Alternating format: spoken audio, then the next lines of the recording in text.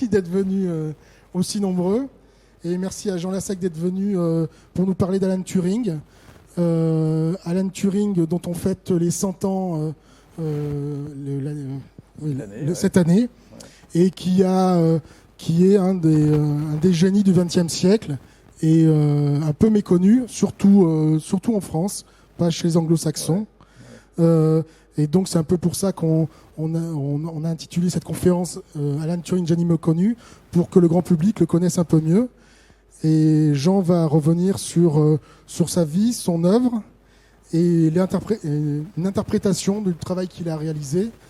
Alors Jean a fait un livre en 18, sur une biographie sur Alan Turing, que je vous conseille. On a le lien sur le site web de l'espace Turing. Il est directeur de recherche au CREA, le centre de recherche en épistémologie appliquée. Je ne suis pas directeur de recherche. Tu es chargé de recherche.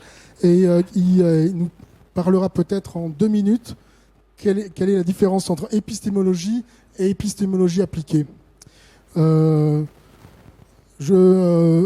pense que vous l'avez tous pris. On vous a fait un petit fascicule pour vous fabriquer une machine de Turing. Parce qu'il y a beaucoup de fantasmes autour de la machine de Turing. C'est toujours très compliqué à expliquer parce c'est un modèle extrêmement simple et finalement extrêmement puissant. Donc aujourd'hui, on vous propose ce petit computer paper à découper, à fabriquer. Il y a un site web sur lequel on va aussi le proposer au téléchargement. Comme ça, si vous avez des amis ailleurs, ils pourront se le télécharger, l'imprimer, le découper. Et puis j'espère qu'on pourra, dans les mois à venir, vous proposer des petits programmes de plus en plus ludiques. Et pourquoi pas expliquer aux plus petits le fonctionnement d'une machine de Turing. Bon, ça, on verra. Je vais laisser la parole à Jean. D'accord. Bon, merci Marc. Vous m'entendez là? Ouais. Merci de m'avoir invité pour parler donc de Turing. En 2 mots, mon laboratoire, le CREA, donc le Centre de recherche en épistémologie appliquée. Qu'est-ce que c'est que cette épistémologie appliquée? C'est essentiellement le fait que ce laboratoire regroupe à la fois, pour la plus grande partie des chercheurs, des gens qui sont passés par des sciences exactes ou de la nature, essentiellement mathématiques et physique, plus quelques philosophes comme moi. Et on estime que c'est dans cette espèce de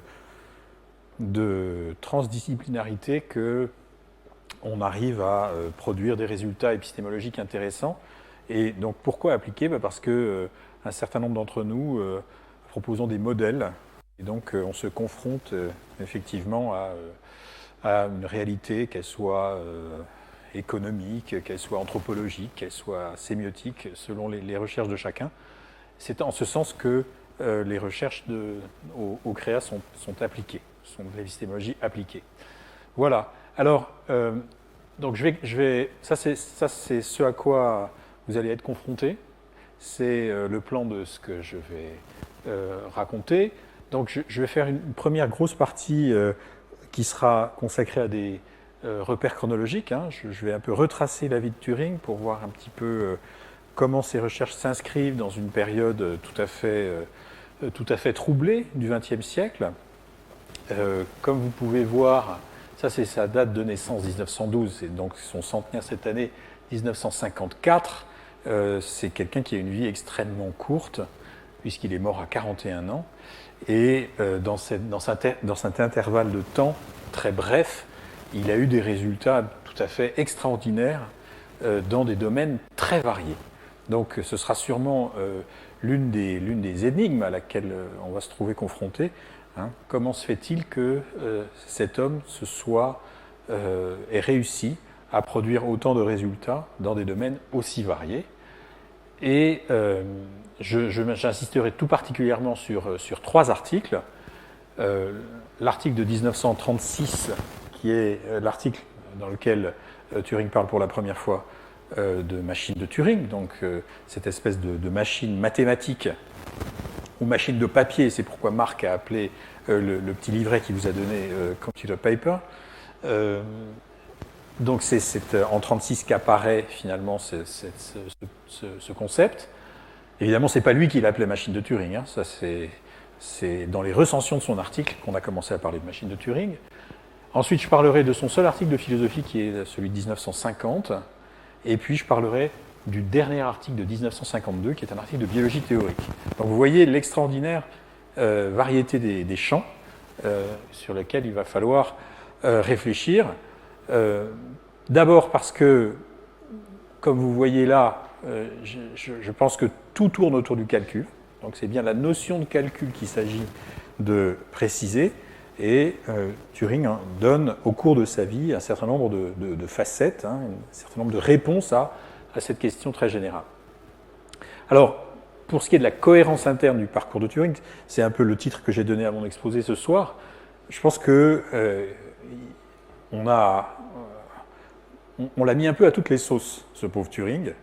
Et donc, je voudrais essayer d'opposer une perspective, une interprétation qui est l'interprétation la plus connue, la plus reçue, qui est une interprétation que j'appelle formaliste ou formalisante. Et puis moi, j'essaierai de vous montrer pourquoi on ne peut pas être complètement d'accord avec cette interprétation et comment on peut essayer de la modifier si on prend en compte les trois articles en question. C'est-à-dire que la difficulté avec Turing, c'est qu'il faut toujours se dire que c'est quand même quelqu'un qui a commencé par faire de la logique mathématique et puis qui a fini en biologie théorique. Et entre les deux, il a réalisé les premiers ordinateurs, il a décrypté des codes secrets pendant la guerre. Enfin bon, il a eu une espèce de parcours très très varié. Donc comment réussir à tenir tout ça ensemble? Et puis j'essaierai de finir en conclusion. Vous voyez que j'ai 60 transparents, donc il va falloir que j'aille un peu vite. En conclusion, j'essaierai de réfléchir avec vous un instant sur ce que c'est que la biographie d'un scientifique. Pourquoi je pose cette question? C'est qu'on peut se dire qu'après tout, un scientifique, il fait du travail objectif et donc il peut intégralement disparaître une fois que son œuvre est faite. Et je pense que c'est pas comme ça qu'il faut voir les choses. Je pense que l'intérêt d'une biographie de scientifique, c'est précisément de montrer qu'il participe à l'histoire, c'est-à-dire que ses résultats sont liés à un contexte historique et lui-même donc a un rôle à jouer dans ce contexte. Voilà, donc je commence par mes repères chronologiques et je commence par l'endroit où il est né, Londres, 23 juin 1912, dans un lieu qui s'appelait à l'époque Warrington Lodge, et qui s'appelle aujourd'hui le Colonnade Hotel. Alors là, c'est une vieille photo, et le personnage que vous voyez là, c'est Sigmund Freud. Il se trouve que quand l'Autriche a été annexée par l'Allemagne nazie et que Freud est parti en exil, c'est là qu'il habitait. Et donc cet hôtel, qui avant avait été donc maternité, quand en 1912 Turing y est né, a abrité un certain nombre de grands hommes, donc Freud en particulier, mais aussi Turing. Là, c'est une photo moderne, et vous voyez ici qu'il y a une plaque bleue. Alors, ces plaques bleues, c'est des plaques qu'on trouve en Angleterre sur les lieux où sont nés les personnages importants. Là, voilà. Donc, voilà ce qu'il y a maintenant sur cet hôtel, Alan Turing, 1912-1954. Donc, codebreaker, il a cassé des codes et c'est un pionnier de l'informatique. Voilà. Donc, mes repères chronologiques, là, ont commencé avec cette plaque bleue de sa naissance et j'irai jusqu'à la plaque bleue à Manchester de sa mort. Alors,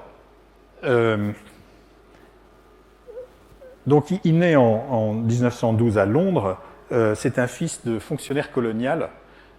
Son père était en poste dans la région de Madras, donc il faisait partie de l'Indian Civil Service.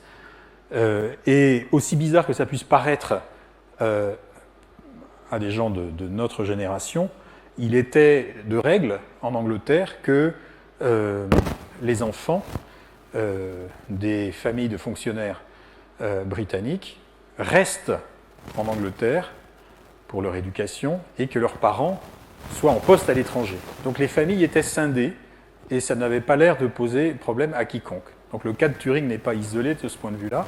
Son frère aîné John était né à Madras, lui est né à Londres, mais tous les deux se retrouvent d'abord dans une famille d'accueil, et puis ensuite dans des écoles. Donc, fait assez extraordinaire pour nous. Voilà ces deux enfants séparés de leurs parents, qui vivent en Angleterre, leurs parents en Inde, et Turing, lui, va vivre constamment dans des internats, finalement, puisqu'il va entrer à l'école primaire, ensuite secondaire, ensuite à l'université, il y aura la guerre. Enfin bon, il n'aura de domicile personnel que extrêmement tard dans sa vie, quand il rejoindra l'université de Manchester, mais il aura presque 40 ans. Voilà. Donc c'est quelqu'un qui n'a pas de foyer à proprement parler, jusqu'à un âge tout à fait avancé. Alors, donc il entre à l'école primaire. Je donne ici son cadeau de Noël de 1922. Donc à 10 ans, on lui offre un livre d'un dénommé Webster, qui est un auteur américain, qui s'appelle Merveilles de la nature que tout enfant devrait connaître. Et dans ce livre, il y a un certain nombre de questions qui sont posées sur la nature, et à ce qui paraît, Turing était absolument fasciné par ce livre. Je vous en ai recopié ici un petit passage qui a son importance quand on connaît évidemment la suite de sa vie. Bref, il s'agit d'une tentative pour amener les enfants de 8 ou 10 ans d'abord à poser et ensuite à répondre à la question « Qu'ai-je de commun avec les autres êtres vivants et comment est-ce que je m'en distingue ?» De plus, j'ai essayé d'apporter aux parents embarrassés, mais qui prend les choses au sérieux, un point d'ancrage sur lequel il puisse lui-même se baser pour répondre à nombre des questions troublantes que tous les enfants posent, tout particulièrement la plus difficile de toutes, par quel processus suis-je moi-même venu au monde? Bon, grosse question, évidemment, et gros embarras parental. Dans le livre, il n'est absolument pas question, évidemment, de l'acte sexuel, mais de ce qui vient après, hein, c'est-à-dire de la construction des cellules. Voilà. Donc, cette idée de la construction des cellules est quelque chose qui va occuper Turing toute sa vie. 1926, il devient, c'est lui là, ici, il devient donc interne à nouveau, mais pour ses études secondaires, dans une école privée qui s'appelle Sherborne. On le voit là dans un uniforme anglais bien connu. Et c'est un mauvais élève. Difficulté scolaire, difficulté d'adaptation, très mauvais en sport collectif. Là, vous le voyez, là, pendant que ses camarades jouent au hockey, lui, il regarde pousser les marguerites. D'accord? Donc voilà comment il faisait du hockey. Ce qui est effectivement assez bizarre. Bon, bref, ça ne va pas du tout à l'école et on le menace de le faire redoubler. On a déjà abandonné l'idée de lui faire apprendre le latin et le grec. Il a été pas mauvais en français pendant un certain temps, et puis même le français, ça va plus. Et bon, au bout du compte, ce qu'il sauve, c'est les maths. C'est les maths. L'année où on veut le faire redoubler, son prof de maths le reçoit un jour et Turing lui montre un résultat. C'est un résultat que Leibniz avait trouvé en son temps, et son prof de maths est tout à fait stupéfait qu'il ait réussi à retrouver ce résultat. Et quand le directeur dit « non mais il faut faire redoubler Turing, là ça va plus », le prof de maths lui dit « non mais on va pas faire redoubler Leibniz, c'est pas possible ». Bon, donc finalement au bout du compte, bon an mal an, il continue dans ce cursus d'études, mais effectivement, les appréciations sont très mauvaises et on dit, mais s'il faut le directeur en particulier dit sur ses bulletins, s'il veut devenir scientifique, il n'a rien à faire à Sherborne. Parce qu'à Sherborne, qu'est-ce qu'on apprend? On apprend à devenir un citoyen britannique ou un sujet britannique, hein, donc avec les manières victoriennes et ce genre de choses, et le latin et le grec, mais bon, pour les maths, c'est pas l'endroit. Bon, mais Turing a compris quelque chose, c'est que pour lui, les maths, ce sera une espèce de refuge, hein, contre la société, contre ce qu'on veut lui imposer. Hein, et il s'agit d'être bon, et à ce moment-là, on a un peu la paix avec les institutions. En 27, il fait la connaissance d'un de ses camarades de classe qui s'appelle Christopher Morcom, qui se trouve être un peu plus âgé que lui, et qui se trouve être aussi très intéressé par la science. Et Turing en tombe éperdument amoureux. Donc ça, c'est le grand amour de sa vie. Et Turing donc se découvre à la fois scientifique et homosexuel. Et c'est deux traits qui vont évidemment compter dans sa vie. Alors avec Christopher Morcom, il se retrouve au petit observatoire de l'école. Christopher Morcom l'invite l'été parce qu'il a une lunette astronomique. Ils font des calculs d'équations chimiques, ce genre de choses. Donc ils ont beaucoup de choses en commun de ce point de vue-là. Le problème, c'est que le 13 février 1930, décède Christopher Morcom, qui avait une tuberculose, qui avait été admis à Cambridge pour continuer ses études scientifiques un an avant Turing, et il décède. Alors, ce que je vous ai recopié là, c'est la lettre de Turing à sa mère, donc 3 jours après ce décès.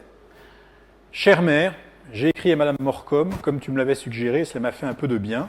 Je suis sûr que je retrouverai Morcom quelque part et qu'il y aura du travail pour nous deux à faire ensemble, comme j'ai cru qu'il y en aurait pour nous en ce monde. Maintenant que je reste seul à le faire, je ne dois pas le décevoir et y mettre autant d'énergie, sinon autant d'intérêt, que s'il était encore là. » Pourquoi j'ai copié cette lettre? C'est parce que ce qui est très curieux finalement avec Turing, c'est que c'est comme s'il avait adopté le destin d'un autre. Hein? Il s'agit d'être celui que Morcom aurait dû être, et donc il s'agit de s'approprier un peu cette individualité-là. 2 ans après le décès de Christopher Morcom, Turing est invité chez Christopher Morcom, dans sa famille, pour une cérémonie du souvenir, et à cette occasion, on a retrouvé un texte qu'il avait écrit et qui s'appelle « Nature de l'esprit ». Alors voilà ce que c'est que la nature de l'esprit pour Turing à l'âge de 20 ans.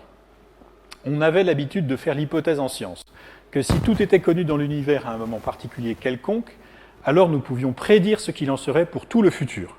Bon, vous savez que cette idée est associée à Laplace, au grand probabiliste français Laplace.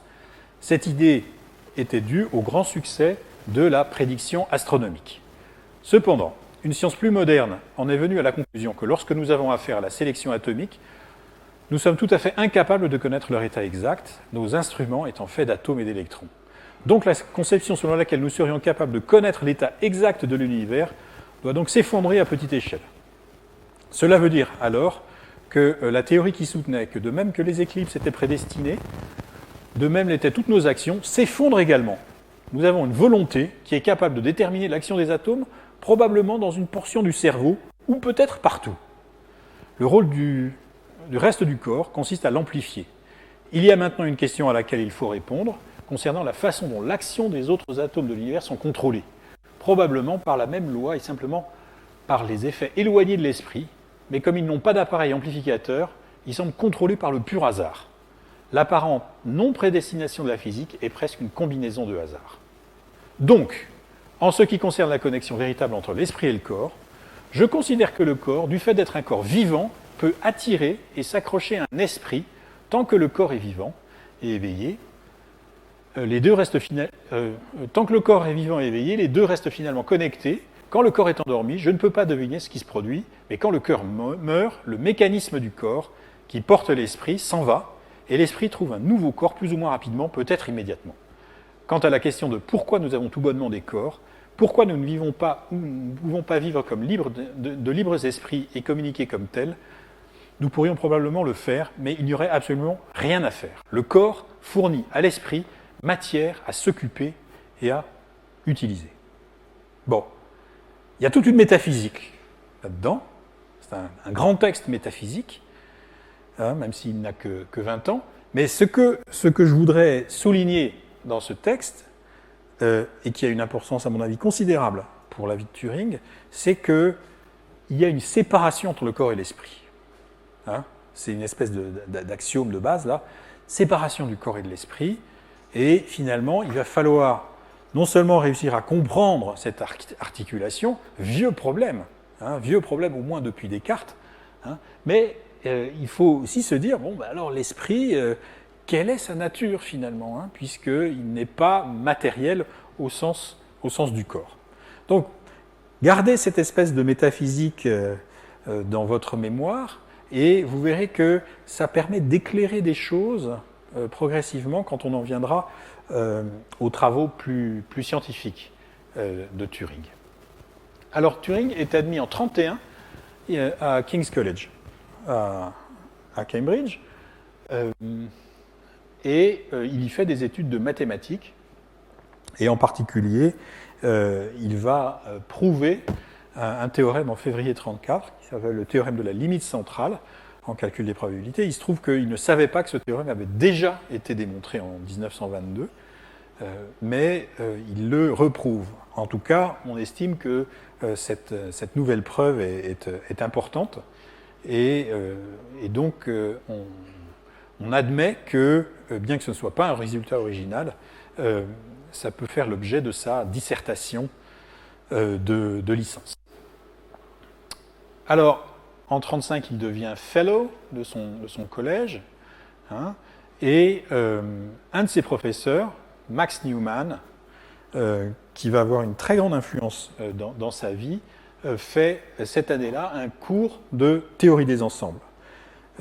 Max Newman, de sa spécialité, il fait plutôt de la topologie, mais pour des raisons qui sont liées à sa spécialité, il s'intéresse à la théorie des ensembles, et il est tout à fait au courant de ce qui est en train de se faire dans l'école allemande autour de Hilbert.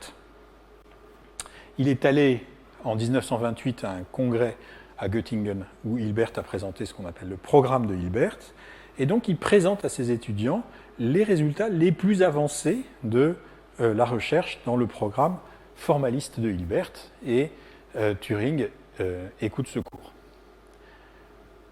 Il y a un certain nombre de problèmes ouverts qui sont liés au programme de Hilbert, et un en particulier qui s'appelle le problème de la décision et qui concerne la probabilité des énoncés formalisés. Je ne voudrais pas entrer trop dans les détails, mais c'est un problème très important quand vous avez une axiomatique formelle de pouvoir savoir si vous pouvez mécaniquement déduire des axiomes tous les théorèmes de ce système. Alors, Turing réfléchit au problème posé par Hilbert, tel que Newman l'a décrit, et à l'été 1935, alors qu'il était en train de faire du jogging, c'est être un très grand jogger, Turing. Il va même faire partie de l'équipe olympique de Grande-Bretagne après la guerre en course à pied. Il a l'idée d'une espèce de plan de machine qui lui permettrait de répondre à la question de Hilbert et de répondre par la négative. Alors ça, c'est un point tout à fait important. Hein. C'est-à-dire que, alors que dans la théorie hilbertienne, on essaye de répondre à la question de façon mathématique, Turing aborde la question de façon un peu de biais, comme un outsider qu'il est, et qui restera au cours de sa vie, et il se pose la question de savoir ce qu'il faut vraiment entendre par mécanique. Quand Hilbert dit « est-ce qu'on peut déduire des principes, des axiomes de façon mécanique, les théorèmes, est-ce qu'on a un moyen mécanique de déduire tous ces axiomes ?» Turing prend les choses au sérieux. Il dit « mécanique, ça veut dire quoi ? Mécanique ». Alors, à l'époque, on ne sait pas très bien, mécanique, c'est comme une machine, mais alors une machine, c'est quoi ? Bon. Et donc, on tourne un peu autour du pot, là, dans les années 30, et Turing se dit, bon, ben, si c'est machine, c'est une machine, quoi. Allons-y franchement, regardons un petit peu ce que serait une machine qui pourrait faire cette déduction. Et donc, le champ théorique qu'il est en train de constituer, qui va devenir un champ théorique extrêmement important en logique à partir de ce moment-là, c'est la question de la calculabilité. Hein, d'accord ? Calculabilité, donc non seulement qu'est-ce qu'un calcul, mais quel est le périmètre de ce qui est calculable. Donc, est-ce qu'on peut réussir à déterminer les limites de ce qui est calculable? Et Turing, lui, il avait répondu par la négative à la question posée par Hilbert. Donc, il y a des limites à la calculabilité. D'accord? Donc, ça, je reviendrai là-dessus. C'est que Turing est l'homme qui, à la fois, définit le concept de calcul, définit le périmètre de la calculabilité, et donc définit du même coup, de façon indirecte, ce qui ne relève pas du calculable. Voilà. Donc il y a tout ça à essayer de bien articuler. Alors, je vous ai pris deux extraits de cet article extrêmement célèbre sur les nombres calculables avec une application à l'Entscheidungsproblem. Donc, Entscheidungsproblem, c'est le problème de la décision. Hein. Il a gardé dans le titre anglais le mot allemand qu'il a trouvé chez Hilbert. Et voilà comment il décrit l'acte de calcul. Le comportement d'un homme en train de calculer est à tout instant déterminé par les symboles qu'il observe et par son état mental du moment.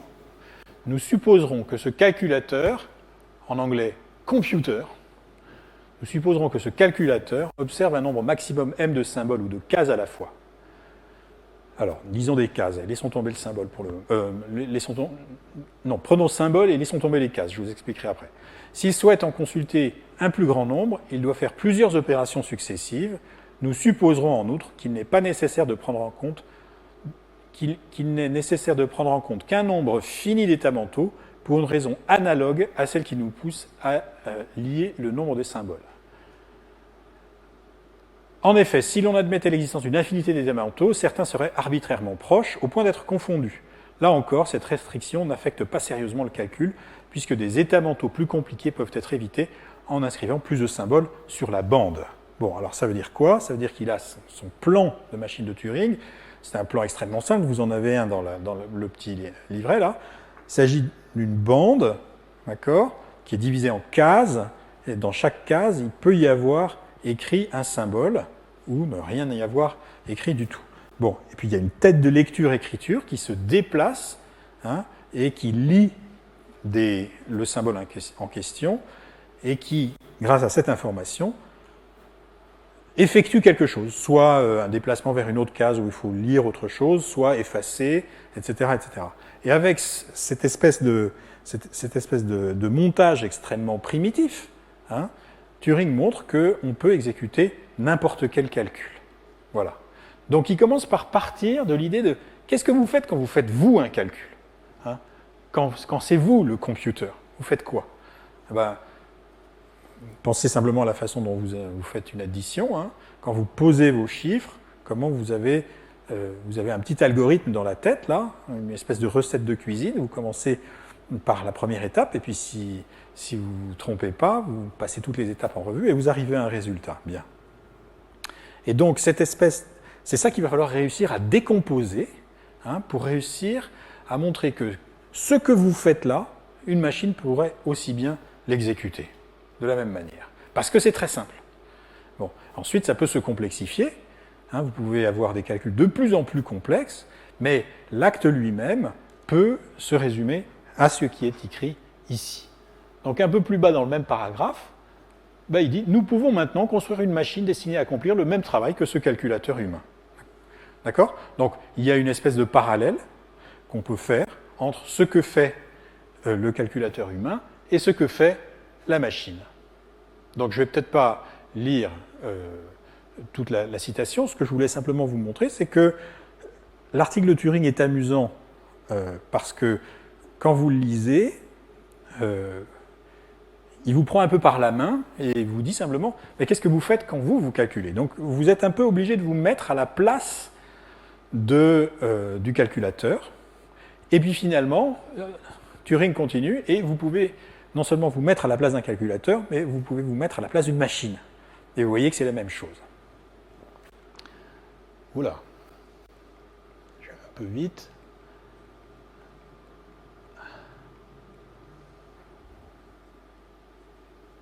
Attendez. Donc voilà. Alors, Maintenant, une notion capitale, dans cette machine, il y en a de plusieurs sortes, et il y a une classe de machines tout à fait intéressante qui est celle qu'on appelle la machine universelle. Pourquoi c'est intéressant? C'est parce que, prenons un exemple, vous faites, vous, une addition, et puis sur le même papier, vous faites une multiplication. Vous n'avez pas changé de cerveau. D'accord? Donc vous avez les moyens de faire plusieurs algorithmes avec vos mêmes capacités mentales. La machine universelle, c'est la même chose. C'est une machine qui n'a rien de compliqué en soi, c'est simplement qu'elle imite les programmes, enfin, ou plutôt les instructions, des autres machines. D'accord? Donc vous pouvez avoir une machine unique, et puis vous lui donnez les instructions. Si vous prenez les instructions pour faire un calcul, une addition, elle fait une addition. Si vous lui mettez les instructions pour faire une multiplication, elle vous fait une multiplication. Donc c'est en ce sens qu'elle est universelle. C'est parce que si un calcul est bien défini, une machine universelle peut l'exécuter. Alors je vous ai trouvé là une citation qui est un peu tardive. L'explication de l'article de 36 de la machine universelle est tout à fait valable aussi, mais celle-là, elle mérite d'être assez claire et concise. Donc revenons maintenant à l'analogie avec les machines à calculer théoriques ayant un ruban infini. Donc ces machines que décrit Turing à partir de 1936, c'est bien des machines mathématiques, elles n'ont rien de concret. Je vous le dis parce que l'autre jour, j'ai une collègue littéraire qui me dit « Bon, mais alors, je suis allé sur Google et j'ai cherché une machine de Turing, j'en ai pas trouvé. » Et tout ce qu'elle avait trouvé, c'était des machines à calculer de Pascal, ou de Babbage, ce genre de choses. C'est normal. Machine de Turing, ça n'existe pas. Hein. C'est une machine mathématique. Il y a un ruban infini déjà. Donc, ça n'est pas matériel. D'accord. On peut montrer qu'une seule machine particulière de ce type peut accomplir le travail de toutes les autres. On peut faire en sorte qu'elle soit vraiment le modèle de n'importe quelle autre machine. La machine particulière en question peut être appelée machine universelle. Elle fonctionne de la manière très simple que voici. Une fois que nous avons décidé quelle machine nous souhaitons imiter, nous perforons sa description. Alors perforons, hein, au départ en informatique, on avait des cartes, hein, on en parlait tout à l'heure, hein, une carte perforée, c'est ça dont il s'agit. Nous perforons sa description sur le ruban de la machine universelle.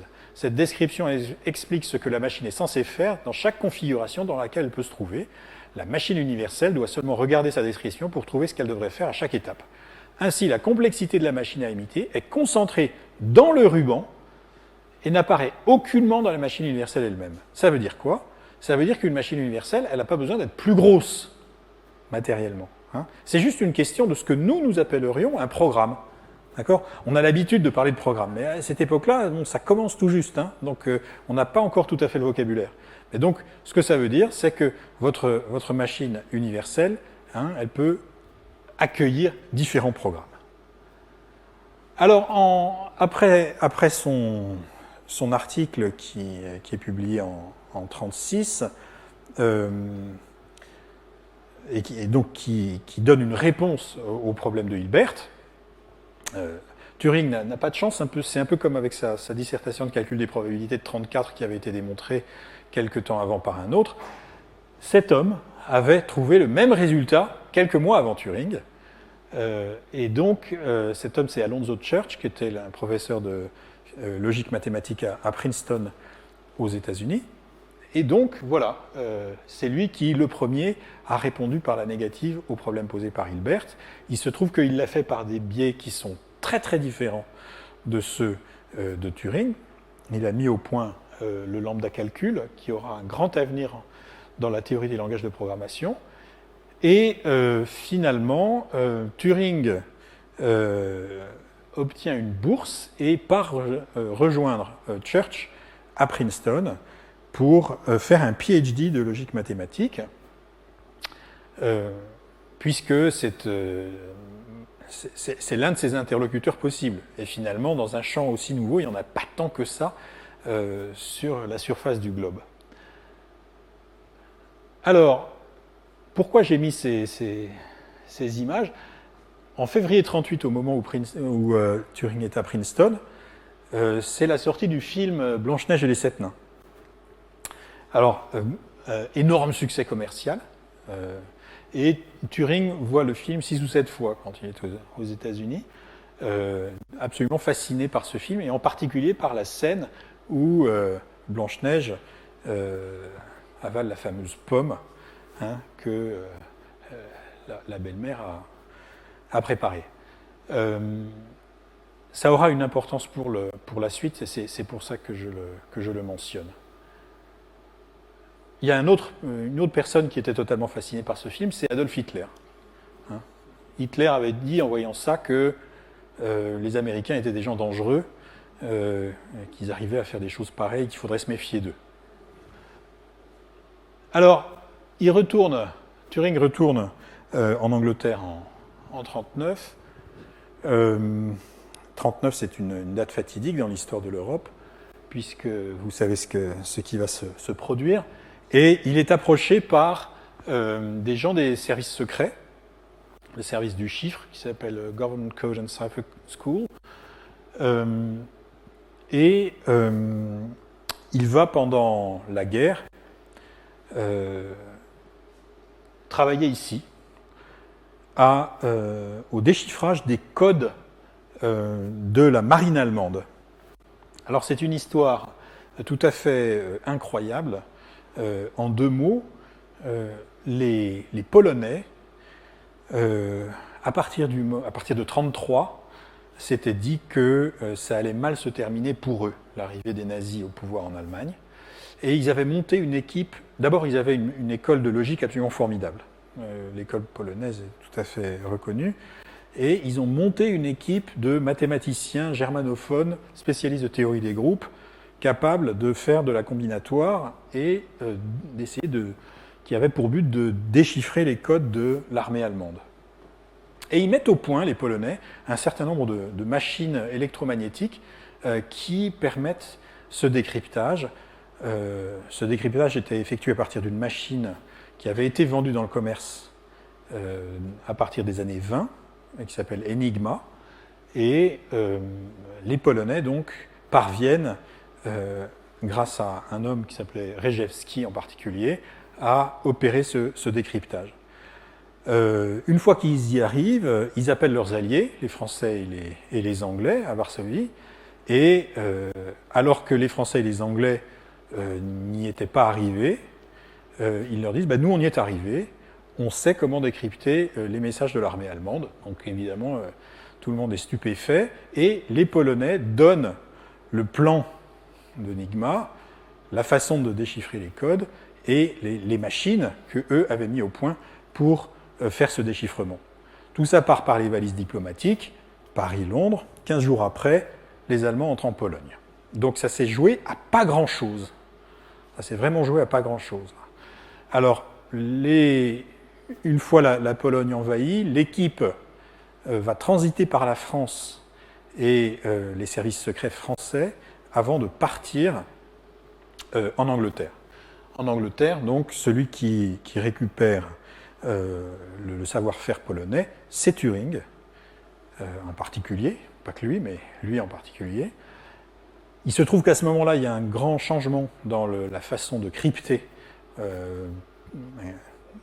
Enigma, et tout est à refaire. Mais Turing se trouve confronté à cette tâche, et donc au jour le jour, puisque les codes changent tous les jours, il va tenter, avec des méthodes qu'il va mettre au point, lui et quelques autres, de déchiffrer les codes allemands. Alors lui, c'était Bletchley Park, c'est l'endroit où était réfugié le service du chiffre. Ils avaient quitté Londres à cause du Blitz, parce qu'ils avaient peur que tout soit détruit, et ils étaient dans un manoir à l'extérieur de Londres, avec une structure très compliquée, puisque ceux qui travaillaient dans un département particulier n'étaient pas en communication avec ceux qui travaillaient dans un autre, évidemment, pour éviter qu'il puisse y avoir des agents infiltrés.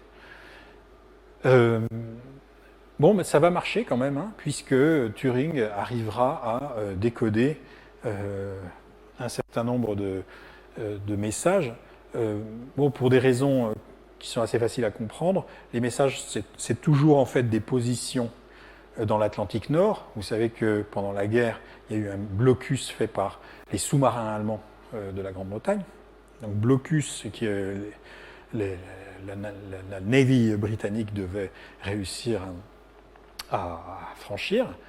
Et donc ces positions reçues par radio par les sous-marins allemands, qui étaient envoyés de France, devaient être décryptées par les Anglais pour que les convois puissent éviter les groupes de sous-marins allemands. Donc le problème, c'est bien le décryptage, mais il faut aussi se rendre compte d'une chose, c'est très important, ça aura des conséquences ensuite dans ce qu'on appelle l'intelligence artificielle, il ne faut pas être trop bon non plus. Parce que si les Allemands se rendent compte qu'on détruit leurs sous-marins de façon systématique, à ce moment-là, ils risquent de changer leur façon de crypter les messages et tout est par terre. Donc il s'agit d'être bon, mais pas trop bon, et de donner le change en quelque sorte. Voilà. Alors ça, c'est la machine allemande, Enigma.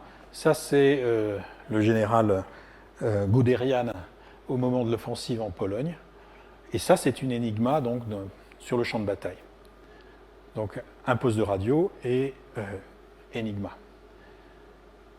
Alors là, je vous ai traduit une lettre d'octobre 1941 que les gens de Bletchley Park envoient à Churchill. Donc c'est un moment un peu tragique. Hein. Monsieur le Premier ministre, il y a quelques semaines, vous nous avez fait l'honneur d'une visite et nous pensons que vous avez une opinion favorable de l'importance de notre travail. Vous aurez remarqué que grâce à l'énergie et la prévoyance du commandant Travis, des bombes, les bombes en question, c'est des machines électromécaniques qui permettent de faire du décodage, nous ont été fournies pour casser les codes de l'énigma allemande. La raison qui nous pousse à vous écrire directement vient de ce que ce travail est ralenti et quelquefois empêché, principalement parce que nous ne disposons pas du personnel suffisant et que nous désespérons de toute amélioration sans votre intervention. Assurément, ces demandes seront satisfaites à long terme, mais entre-temps, des mois précieux auront été gâchés et comme nos besoins ne cessent d'augmenter, nous avons peu d'espoir de recevoir le personnel en nombre suffisant. Nous avons écrit cette lettre entièrement de notre initiative. Nous ne savons pas qui ou ce qui est responsable de nos difficultés et nous soulignons avec force que nous ne voulons pas que cela soit pris comme une critique du commandant Travis qui a fait l'impossible dès le départ pour nous aider. Mais si nous voulons faire notre travail aussi bien qu'il pourrait et devrait être fait, il est absolument vital que nos besoins, aussi petits soient-ils, soient rapidement satisfaits. Nous avons pensé que nous aurions manqué à nos devoirs si nous n'avions pas porté à votre attention ces faits et les effets qu'ils ont et doivent continuer d'avoir sur notre travail, à moins qu'une action immédiate ne soit engagée. Nous sommes, monsieur, vos serviteurs obéissants, Alan Turing, Welshman, Alexander Milne Barry. Voilà ce qu'on écrivait au Premier ministre britannique en 1941. Pour vous dire l'ambiance, c'est Milne Barry qui a porté la lettre, il a pris le train, il est allé à Euston, à la gare de Londres, il a demandé un taxi, amenez-moi au 10 Downing Street, il y est allé et on l'a laissé entrer. Voilà ce qui se passait en Angleterre en 1941. Je suppose que si demain je décide d'aller voir François Fillon, ça ne va pas se passer comme ça. Alors que nous ne sommes pas en temps de guerre. Pour la petite histoire, ça s'est bien fini. C'est-à-dire que quand Winston Churchill a entendu parler de ça, il a immédiatement fait en sorte qu'ils aient absolument tout ce dont ils avaient besoin. Donc Churchill a pris la bonne décision, hein, et la bonne décision au bon moment, c'est ça, être un bon homme politique, hein, et donc il leur a permis de faire leur travail plus rapidement qu'auparavant. En novembre 42, mars 43, Turing part aux États-Unis. On ne sait pas grand-chose de ça parce que le voyage est secret, plus ou moins encore sous le secret défense, au moins à l'époque où je travaillais vraiment sur Turing, c'était le cas, donc je n'avais pas accès aux documents. Il y a eu beaucoup de documents qui ont été, qui ne sont plus secret défense maintenant, mais je ne suis pas allé les regarder.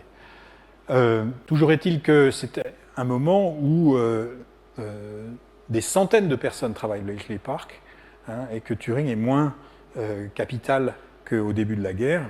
Et c'est la raison pour laquelle on l'envoie aux États-Unis, où il semblerait qu'il ait eu des contacts à Los Alamos. Donc il a été plus ou moins consultant pour le projet de la bombe atomique. Et il rencontre aussi au laboratoire Bell le fondateur de la théorie de l'information. Donc il commence aussi à s'intéresser à la technologie électronique. Il rentre en mars 1943 et jusqu'à la fin de la guerre, il fait une machine à crypter qu'il appelle Dalila en français, une machine à crypter la voix humaine.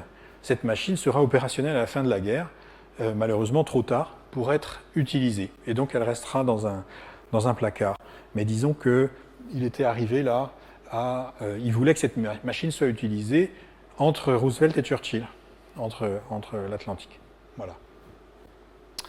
Alors en 1944, il commence à avoir cette idée qu'il est possible de construire un cerveau.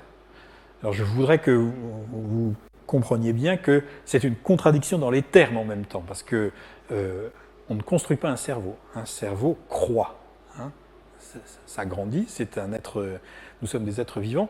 Bon, mais il en est évidemment tout à fait conscient, mais son idée c'est que ce plan logique de machine qui permet d'exécuter n'importe quel calcul pourrait bien servir à approcher un petit peu mieux le fonctionnement de l'esprit. Alors, l'esprit, vous vous rappelez, l'esprit c'est pas le corps, on avait vu ça dans sa période métaphysique, après la mort de Christopher Morcom. Donc il s'agit effectivement de construire un cerveau, mais il faut garder en mémoire qu'il s'agit de faire une distinction toujours entre ce que nous appellerions la partie software et la partie hardware, la partie logicielle et la partie matérielle, puisque finalement, ce cerveau qu'il construit, c'est en fait l'esprit, plus que le cerveau lui-même. Et donc se met en place cette idée que cette machine universelle, on va pouvoir faire des approximations matérielles, on va pouvoir en faire des approximations matérielles, des modèles en quelque sorte, et ce modèle matériel d'une machine infinie, c'est l'ordinateur. Et Turing va participer à plusieurs projets britanniques de construction d'un ordinateur. Vous savez que l'informatique a beaucoup de pairs. Je ne sais pas très bien si elle a beaucoup de mères, mais en tout cas elle a beaucoup de pairs. Et Turing en est un. Il y avait aussi des projets aux États-Unis, en particulier autour de von Neumann. Et je rappelle, une chose qui me paraît importante, c'est qu'il y avait aussi des projets allemands, puisque un ingénieur allemand qui s'appelle Konrad Zuse avait construit une machine de type ordinateur dès 1942. D'accord, donc les Allemands, ils sont complètement dans la course, il ne faut pas croire du tout. Non, le programme de Hilbert, c'est quand même chez eux que ça s'est fait. Ils ont une excellente école mathématique, ils ont beaucoup d'ingénieurs, et Konrad Zuse donc, va de son côté faire ce premier ordinateur. Il se trouve qu'ils n'ont pas du tout vu l'intérêt de l'ordinateur et que Zuse avait pour tâche de faire du profilage d'ailes d'avion donc pour faciliter les calculs. Mais ça n'a pas eu directement l'impact que ça aurait pu avoir. Alors l'un des projets s'appelle Automatic Computing Engine, ACE, du laboratoire de physique nationale. Et voilà comment Turing le décrit donc, dans le texte que j'ai déjà cité. Du point de vue du mathématicien, la propriété d'être digital est d'un intérêt bien plus grand que celle d'être électronique. D'accord ? Pourquoi ? Parce que électronique, après tout, on fait des machines de papier, on peut faire un ordinateur en bois. On pourrait tous jouer à être des cases, et si on circulait correctement, on pourrait faire des calculs. Là. On a un assez grand nombre, ça pourrait marcher. Donc, effectivement, les propriétés matérielles de l'ordinateur ne sont pas très intéressantes, même si, évidemment, l'intérêt de l'électronique, c'est que ça va très vite. En revanche, ce qui est très intéressant, c'est que ce soit digital, c'est-à-dire que l'information soit séquencée. Ça, c'est très important. Que la machine à calculer soit électronique est certainement important parce que c'est à cette caractéristique que les machines doivent leur vitesse, et que sans vitesse, je doute qu'un soutien financier quelconque en vue de leur construction puisse être espéré. Mais c'est à peu près tout ce qui peut être dit à ce sujet. Le fait que la machine soit digitale a cependant une signification beaucoup plus subtile. Cela veut dire tout d'abord que les nombres sont représentés par des suites de chiffres qui peuvent être aussi longues que l'on veut. On peut dès lors travailler à n'importe quel degré de précision souhaité. Cette précision n'est pas obtenue par une attention plus grande portée aux pièces de la machine, au contrôle des variations de température et à d'autres ressources de ce type, mais par un accroissement minime dans l'équipement de la machine. Ça veut dire quoi? Ça veut dire que, effectivement, plus vos calculs sont compliqués, plus vous avez des lignes de programme à écrire. Mais c'est des lignes de programme. C'est pas faire que votre machine elle-même soit plus compliquée. Donc vous avez scindé complètement la partie matérielle et la partie logicielle, hein, et c'est simplement en vous plaçant au niveau logiciel que la complexité peut augmenter. C'est ce qui distingue clairement les machines digitales des machines analogiques et des machines à variables continues comme l'analyseur différentiel, dans lesquels chaque chiffre décimal supplémentaire exige de redessiner intégralement la machine et d'accroître le coût peut-être par un facteur 10. Bon, ça n'est absolument pas le cas d'une machine digitale. Absolument pas le cas. Donc là, il y a quelque chose de formidable. Un second avantage des machines à calculer digitales est qu'elles ne sont limitées à un type qu'elles ne sont pas limitées, excusez-moi, j'ai fait une faute, à un type particulier de problème. L'analyseur différentiel est de loin le type le plus général de machine analogique qui a été produit, mais même elle est en comparaison de portée limitée. Avec les machines digitales, il est presque littéralement vrai qu'elles peuvent s'attaquer à n'importe quel problème de calcul. Voilà, c'est ça la chose intéressante. Alors, bon, la conférence continue. Pourquoi je vous ai donné cet extrait? C'est parce qu'il est question, sans doute pour la première fois au monde, d'un modem. Alors bon, les jeunes parmi vous savent sans doute même plus ce que c'est qu'un modem, mais les ancêtres que nous sommes, nous rappelons de ce que c'était qu'une communication par Internet via un modem. Et voilà ce que Turing en dit. Pour finir, je voudrais faire quelques conjectures sur les répercussions que les machines à calculer digitales et électroniques vont avoir sur les mathématiques. J'ai déjà mentionné le fait que le ACE pourrait faire le travail de 10 000 calculateurs humains. Donc le terme anglais, là, c'est computers. Hein. On peut donc s'attendre à ce que le calcul à la main sur des grands nombres finisse par disparaître. Et c'est bien vrai. Les calculateurs humains sont encore utilisés pour des petits calculs tels que la substitution d'une valeur dans une formule, mais à chaque fois qu'on s'attendra à ce qu'un calcul précis prenne une journée de travail au calculateur humain, il sera sans doute remplacé par un calculateur électronique. Cela ne veut pas dire que tous ceux qui auront à faire de tels calculs posséderont un calculateur électronique. C'était cher à l'époque encore. Hein. Il serait tout à fait possible de faire en sorte de contrôler un ordinateur distant au moyen d'une ligne de téléphone. Voilà. Donc vous avez là quelque chose qui ressemble déjà à un modem. Des mécanismes spéciaux d'entrée et de sortie devraient être construits pour être utilisés dans ces postes à distance et ne coûteraient que quelques centaines de livres au plus. Le gros du travail exécuté par ces ordinateurs consistera, quoi qu'il en soit, en problèmes qui n'auraient pas pu être attaqués à la main du fait de leur taille. Bref, on a déjà là quelque chose qui ressemble vaguement à une espèce de réseau, hein, et la possibilité d'interroger à distance des serveurs. Hein. Donc j'ai trouvé que quelqu'un qui écrit ça le 20 février 1947 méritait d'être cité. Alors, il y a une date importante aussi en 1947, et qui est tout à fait stupéfiante, c'est le fait que Turing retourne à Cambridge en tant qu'étudiant. Et il retourne à Cambridge en tant qu'étudiant pour faire de la biologie. Ben ça, c'est quand même aussi étonnant quand on est, comme lui, plutôt versé dans les mathématiques, la logique, le décryptage des codes, qu'on est aussi un peu un ingénieur, puisqu'il met vraiment les mains dans le cambouis quand il s'agit de construire les premières machines. Hein? Eh ben non, il va faire de la physiologie et de la neurologie. Alors on comprend bien pourquoi d'un certain côté, hein, parce qu'il y a le niveau logiciel et puis il y a le niveau matériel. Hein. Et donc, quand on s'interroge sur la nature de l'esprit, comme il disait quand il avait 20 ans, il s'agit quand même de comprendre l'articulation possible entre ces deux choses, hein, le logiciel et le matériel. Et donc, il retourne à Cambridge.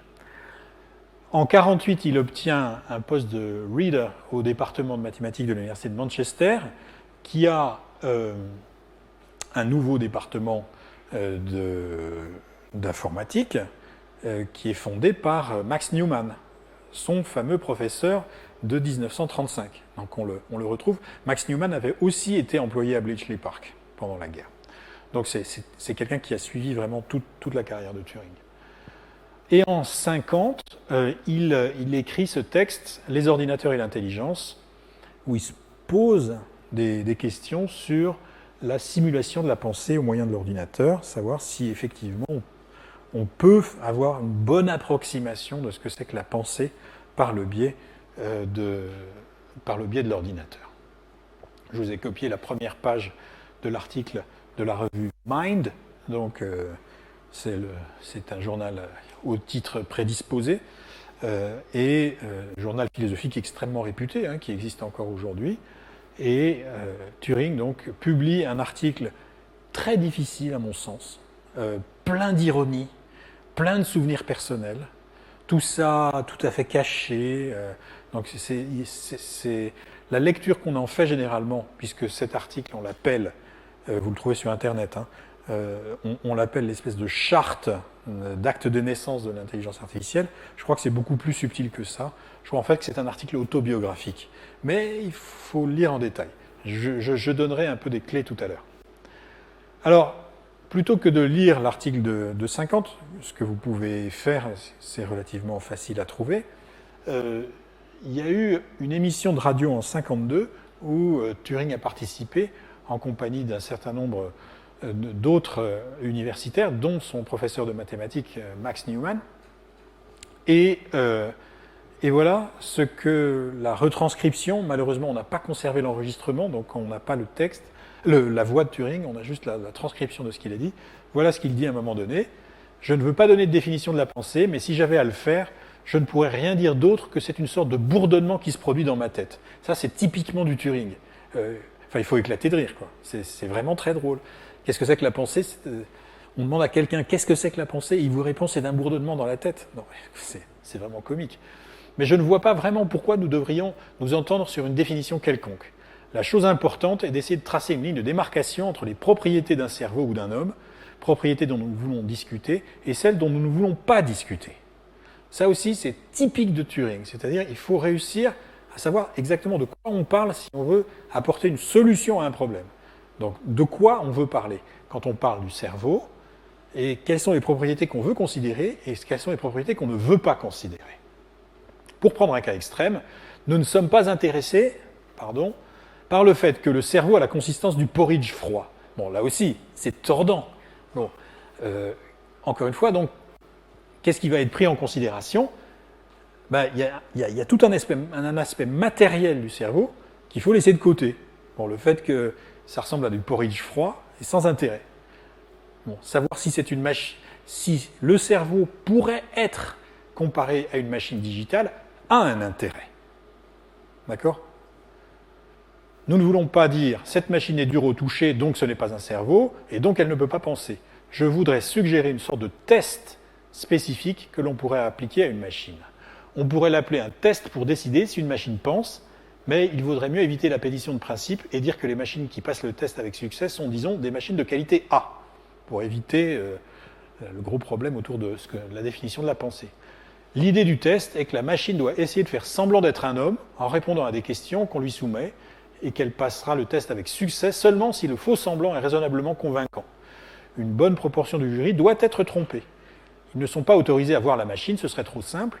La machine est tenue dans une pièce à l'écart et le jury est autorisé à poser des questions qui lui sont transmises et elle renvoie des réponses tapées à la machine. En clair, ça c'est le plan de l'article de 50. C'est ce qu'on appelle aujourd'hui le test de Turing, savoir si une machine convenablement programmée, qui ne se trouve pas face à un interrogateur, peut ou non apporter des réponses qui sont suffisamment convaincantes pour que l'interrogateur pense qu'il s'agit d'un homme ou d'un être humain. Bon, je reviendrai un peu sur l'article de 50 tout à l'heure. Je mentionne simplement que les 2 dernières années de sa vie, Turing passe à toute autre chose. Et en 52, il sort un article tout à fait important de biologie théorique. Plus question d'informatique. C'est derrière lui, c'est terminé. En fait, à partir de 50, c'est à peu près terminé. Et il s'interroge sur autre chose. L'informatique est derrière lui. Grosse énigme qu'il va falloir réussir à expliquer ou au moins tenter de le faire. Alors, dans cet article, il essaye de réfléchir à la façon dont des formes peuvent émerger à partir d'un substrat indifférencié. Et là, par exemple, donc il a un certain nombre d'équations, un système qu'il appelle de réaction-diffusion. Il a deux entités qu'il appelle morphogènes, qui ont des diffusions, des vitesses de diffusion différentes.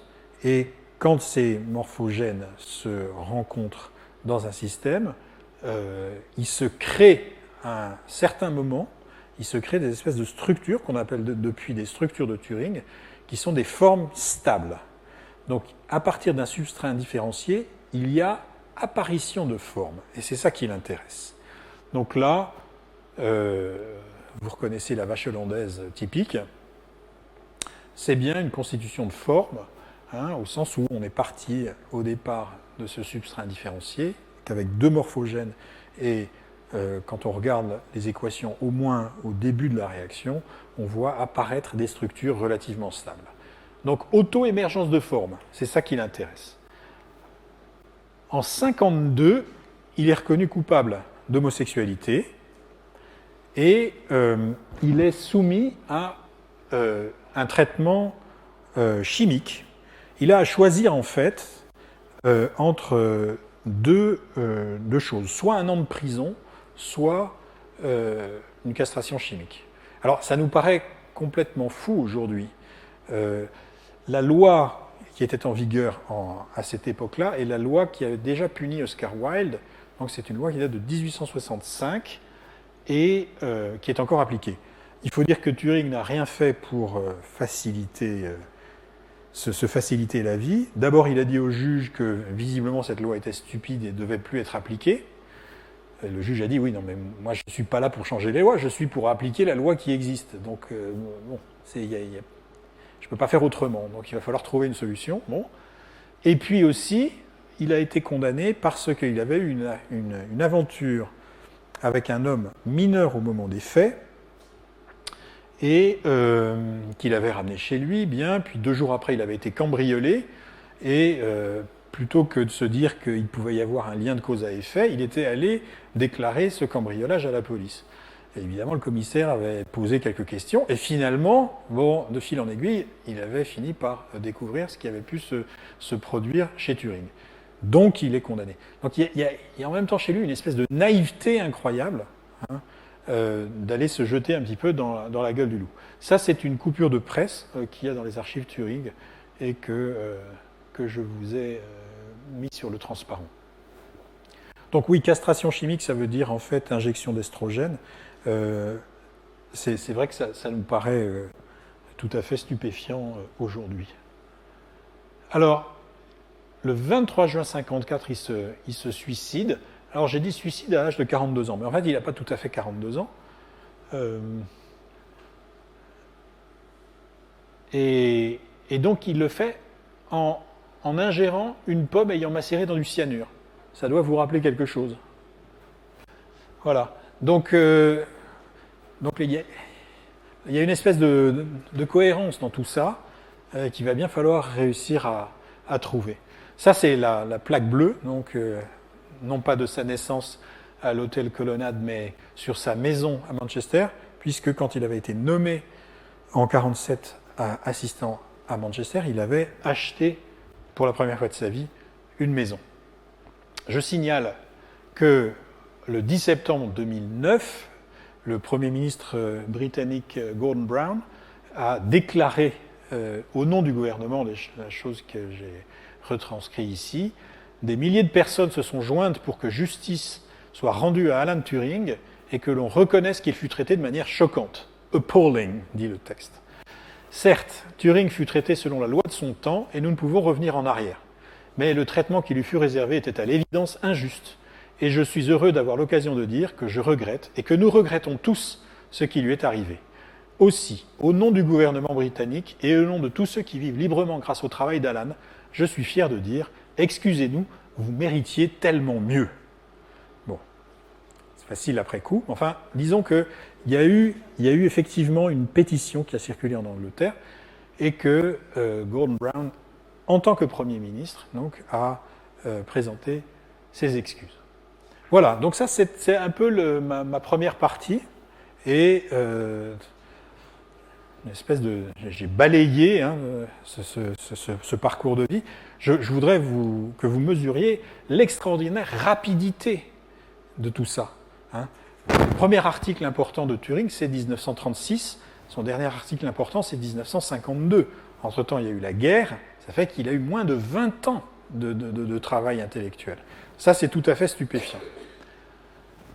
Alors, moi, je pense que la question qui gouverne son œuvre, c'est celle-ci. C'est comment circonscrire le périmètre du calculable. Donc, et il répond toujours de la même manière, ce qui est tout à fait étonnant. Il s'agit toujours d'étendre maximalement la portée du calculable, une fois reconnue une frontière logique entre calculable et non calculable. Et ce qui est difficile avec Turing, et si jamais vous avez l'occasion de lire ces textes, en particulier ces textes qu'on appelle d'intelligence artificielle, comme ceux que j'ai lus tout à l'heure avec vous, c'est qu'il faut garder les deux choses en même temps.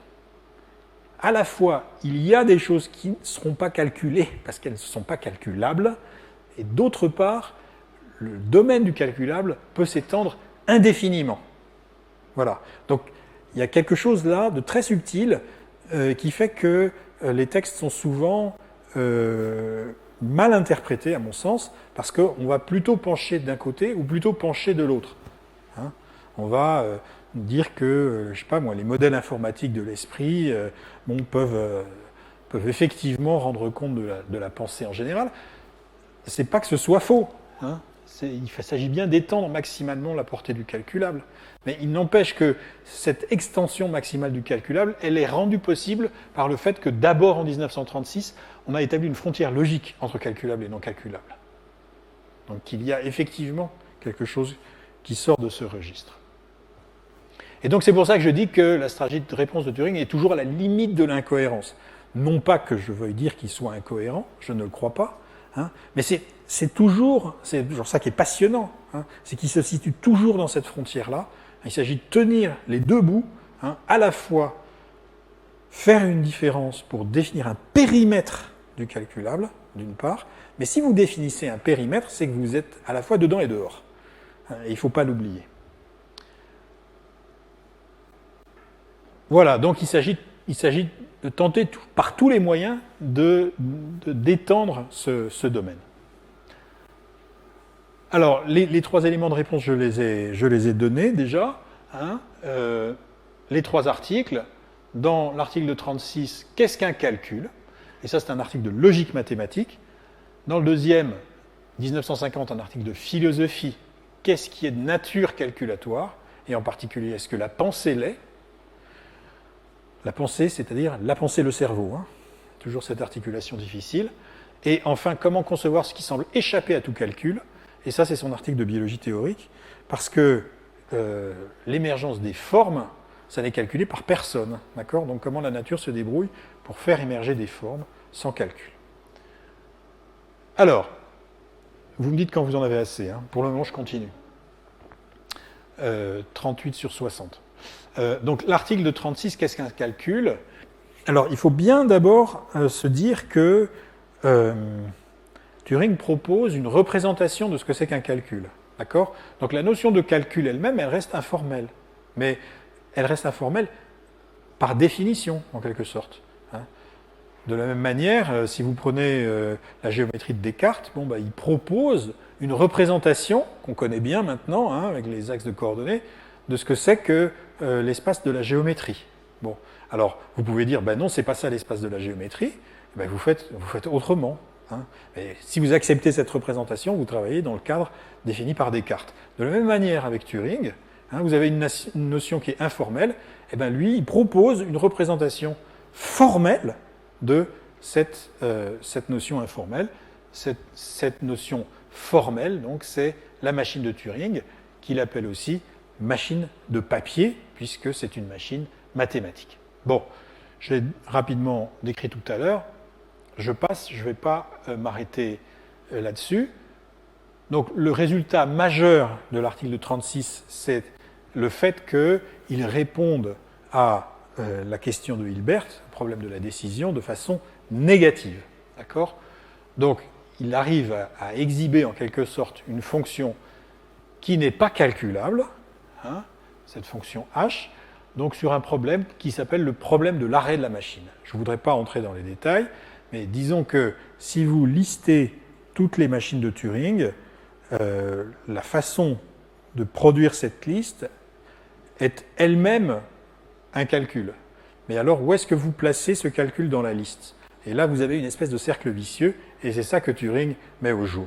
C'est la raison pour laquelle, à l'intérieur même du calcul, en quelque sorte, vous êtes capable de montrer qu'il y aura des choses hors du calcul, hein, de façon indirecte. Voilà. Donc c'est un argument qui remonte en fait à Cantor, hein, une technique qui s'appelle la diagonalisation, et il montre ça dans le cas du calcul.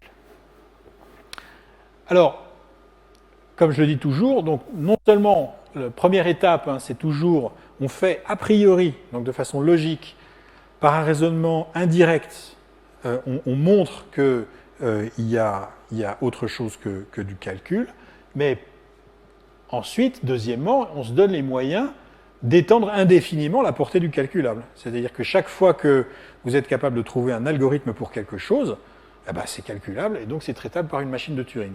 Maintenant, il ne manque plus qu'une chose, c'est de trouver les bons algorithmes. D'accord. Donc ça, c'est le travail de tout le monde. Bon, les cuisiniers ou cuisinières parmi vous font des recettes de cuisine. Bon, bah, c'est des algorithmes. Bon, bah, voilà, bah, clac, ça peut être effectivement exécuté par une machine. Et pareil, chaque fois qu'il y a une espèce de règle que l'on peut décrire par un certain nombre d'étapes, ben c'est traitable par machine de Turing. Donc ça ouvre évidemment le champ à l'originalité, hein, puisque tout le monde peut essayer de construire des algorithmes. Bon, je passe. J'en viens à l'article de 50. Donc, qu'est-ce qui est de nature calculatoire ? Alors, je précise une chose, c'est que le contexte, hein, n'est plus mathématique. Et ça, c'est très important de le faire remarquer, puisque on n'est plus dans le cas des machines infinies, hein, des machines de papier, on est bien dans le contexte des ordinateurs, c'est-à-dire des machines réelles. Hein. Et dans ce contexte, Turing, à son habitude, il formule une question en faisant une hypothèse qui est maximale. Les ordinateurs, mais aussi les cerveaux humains, sont-ils des répliques finies des machines de Turing ? Voilà. Donc, est-ce qu'on peut effectivement identifier les ordinateurs et les cerveaux humains de ce point de vue particulier qui est le mien et qui est celui des machines de Turing ? Donc là, vous voyez que l'article est beaucoup plus ambitieux parce qu'on n'est plus dans le domaine seulement mathématique, hein, dans la pensée mathématique, on est dans la pensée tout court. Hein. Donc c'est évidemment une généralisation tout à fait importante. Mais dans le cas de l'article de 36, on avait affaire à une démonstration. Je suis passé un peu vite sur la preuve tout à l'heure. Enfin, c'est quand il y a une démonstration de l'existence de cette fonction non calculable. Alors que, évidemment, dans le cadre de l'article de 36, on n'a pas affaire à une démonstration. Hein. C'est de la rhétorique. On a affaire à une argumentation. C'est très différent. Alors, en fait, dans cet article de 50, on va imiter les deux étapes de l'article de 36. Hein. On va dire, premièrement, il existe une différence entre la pensée humaine et celle des ordinateurs qui porte sur le substrat physique entre le cerveau humain et l'ordinateur. D'accord ? Votre cerveau, le porridge froid, ne ressemble pas à du silicium. Ok, tout le monde l'admet, il y a une différence physique. Maintenant, cette différence physique, est-ce qu'on peut réussir à l'éliminer ou pas ? Donc, on passe de la différence a priori entre deux choses à étendre maximalement le domaine du calculable. Cette différence physique se réduit à rien grâce à un surcroît de programmation et peut donc être négligée. D'accord ? Donc, on peut réussir effectivement à faire en sorte de gommer la différence. Donc, ça veut dire quoi ? Ça veut dire que dans la façon dont l'article se présente, au moins de façon claire, publique, etc., vous avez l'impression qu'il y a la validation de cette hypothèse générale selon laquelle tout ce qui a trait à la pensée peut être traité par le calcul, indifféremment du substrat physique, que vous soyez un homme ou que vous soyez une machine. D'accord ? On arrive à gommer cette différence-là. Bon, mais j'en reste toujours à cette différence fondamentale chez lui, entre d'une part la distinction calculable-non calculable, d'autre part l'extension maximale du calculable. En fait, cette différence physique entre humain et ordinateur, elle est toujours dans l'argumentation. Il n'arrive pas à l'éliminer. Pourquoi ? Parce que dans le jeu dont il a été question, si on regarde un petit peu son fonctionnement, on voit quoi ? Vous êtes le lecteur, vous avez un interrogateur, et puis vous avez, dans une pièce annexe, un être humain ou un ordinateur. D'accord ? Pour l'interrogateur qui joue au jeu, il ne sait pas si c'est un être humain ou un ordinateur. Et ce que Turing veut montrer, c'est que cet interrogateur, en posant des questions, si on a programmé convenablement la machine, il ne se rendra jamais compte qu'il s'agit d'un ordinateur. Et donc, d'un certain côté, cet ordinateur aura passé ce fameux test. D'accord ? Mais pour vous, lecteur, vous dites quoi ? Vous êtes à l'extérieur du jeu. Et donc, en fait, vous voyez bien que pour réussir à monter ce jeu, il faut bien que la différence entre l'ordinateur et l'humain existe. Physiquement. Sinon, vous ne pouvez pas réussir à monter le jeu en question. Donc, vous pouvez circonscrire dans votre jeu cette absence de différence, mais vous ne pouvez pas l'éliminer intégralement. Vous avez toujours besoin d'un extérieur. D'accord ? Donc, si vous regardez le fonctionnement du jeu de l'imitation dans l'article 50, vous verrez que, à la fois, ça donne l'impression de marcher, mais il y a quelque chose qui ne marche pas là-dedans. Il y a quelque chose qui ne marche pas, qui vient de votre propre position, votre propre point de vue de lecteur, qui est obligé à la fois de s'identifier à l'interrogateur en position d'échec, tout en étant capable de faire la différence entre l'ordinateur et l'être humain. Donc vous êtes obligé d'avoir cette espèce d'intérieur-extérieur en permanence, et c'est comme ça que vous comprenez où Turing veut en venir, mais ça ne veut pas dire qu'effectivement ça se produit. Vous voyez ce que je veux dire ? Donc ça, c'est quelque chose de tout à fait important, parce que cette différence physique-là, elle reste irréductible. On n'arrive pas à l'éliminer par le jeu tel que Turing l'a posé. Alors, si je résume un petit peu où on en est, les deux premiers articles, on a une preuve s'adressant aux mathématiciens en 1936. Il s'agit de refouler la différence entre le calculable et le non calculable, puisque, bon, une fois qu'on l'a posé, on va étendre le champ du calculable. Et de la même manière, l'argumentation qui s'adresse aux philosophes en 50, il s'agit de refouler la différence entre intelligence et intelligence mécanique. Pourquoi ? Parce que, finalement, on voit bien qu'on peut aussi remplacer dans le jeu l'intelligence humaine par l'ordinateur. Bien. Donc, on peut faire une espèce de parallèle entre, d'une part, la distinction logique entre calculable et non calculable dans l'article 36, et la différence physique entre les êtres humains et les machines dans l'article 50. D'accord ? Ça joue exactement le même rôle. C'est une limite qu'il s'agit de poser a priori, et en même temps, il s'agit de la repousser indéfiniment. Donc les deux articles, de ce point de vue-là, ont la même structure. Bon, mais il y en a un troisième, il ne faut pas l'oublier, et on a un peu tendance à le mettre sous le tapis. Quand on entend parler les gens de Turing, par exemple, l'extraordinaire biographe de Turing qui s'appelle Andrew Hodges, qui est mathématicien lui-même, je vous recommande absolument la lecture de son livre, qui est tout à fait passionnant, plein de détails, je lui dois énormément. Bon, mais quand vous regardez la partie sur la morphogénèse et la biologie, elle est tout à fait minime. Pourquoi ? Voilà, c'est parce que ça pose problème, on ne voit pas très bien ce qu'il est allé faire là-dedans. Donc l'article 52, à mon avis, fait complètement sortir du point de vue de 36 ou de 50. On se pose des questions d'auto-organisation de forme naturelle, et c'est plus du tout ce qui faisait l'objet des articles précédents. Dans l'article de 50, on étudie des rapports problématiques entre la pensée et le calcul, on est d'accord, mais dans l'article de 52, ce n'est pas la pensée, c'est la nature. Il s'agit de penser les rapports entre la nature et le calcul. Et là, ça devient tout de suite beaucoup plus compliqué, parce qu'on ne voit pas pourquoi la nature calculerait. Donc en fait, l'article 52, c'est quelque chose qui fait sortir Turing du paradigme informatique, à mon avis. Et c'est là qu'il faut aussi reconnaître son extraordinaire génie, c'est-à-dire que c'est quand même quelqu'un qui non seulement pose les bases théoriques de cette discipline, construit un premier ordinateur, voit jusqu'où il peut aller avec cette machine, et est capable en 52 de dire « j'abandonne tout et je fais autre chose ». Mais ça, c'est extraordinaire. C'est prodigieux du point de vue scientifique. Donc, pourquoi il s'agit d'une hypothèse inverse, comme je dis, par rapport aux deux premiers articles? C'est que le non calculable dans la nature, c'est la règle. Il le disait d'ailleurs dans l'article 50. Il faisait remarquer pourquoi son modèle de la machine de Turing appliquée à la pensée lui paraissait ne pas coller. Il disait, mais ma machine, c'est une machine digitale, bon, d'accord, mais est-ce que mon cerveau, ça peut s'assimiler à une machine digitale? Non. Rappelez-vous le texte de la nature de l'esprit tout au début. Il faisait remarquer qu'on n'était pas dans la physique de Laplace, quand on s'occupait de physique au sens moderne. D'accord?